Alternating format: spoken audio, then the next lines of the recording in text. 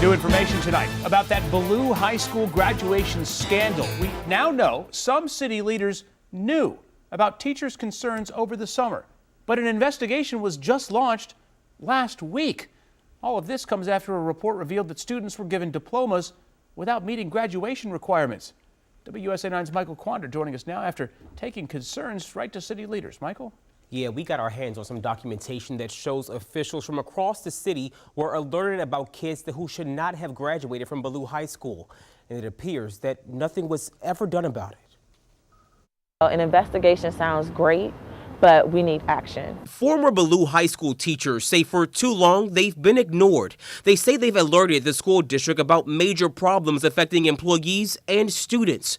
A joint report from WAMU and NPR exposed that students were able to graduate despite some of them missing 3 months of school unexcused. The policy is that after 30 unexcused absences, you fail the class. There were a litany of different issues that were going on. A group of 10 teachers took their concerns to DCPS the day after graduation. Those concerns were listed in this email right here more than a week later. They included accusations between school administrators and fellow teachers for many things: incompetence, dishonesty, discourteous treatment, misuse of official position, harassment, and retaliation. But perhaps the biggest grievance of all was illegal graduation of students. A lot of people did have knowledge of what was going on, and I did not receive a single response from anybody after sending that email. The teachers union representative copied leaders from across the city, including city council members, the D.C. Board of Education, as well as DCPS officials and the mayor's office. Okay, let me try to send an email. We wanted to know why it took so long to look into this.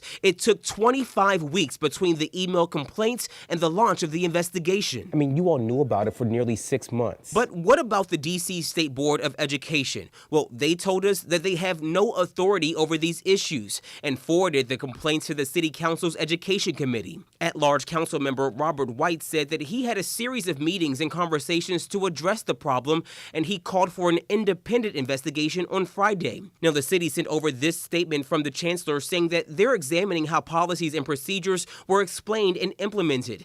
It is our resolve to restore integrity to the process and provide students, parents, and the broader district community with answers to ensure that this never happens again.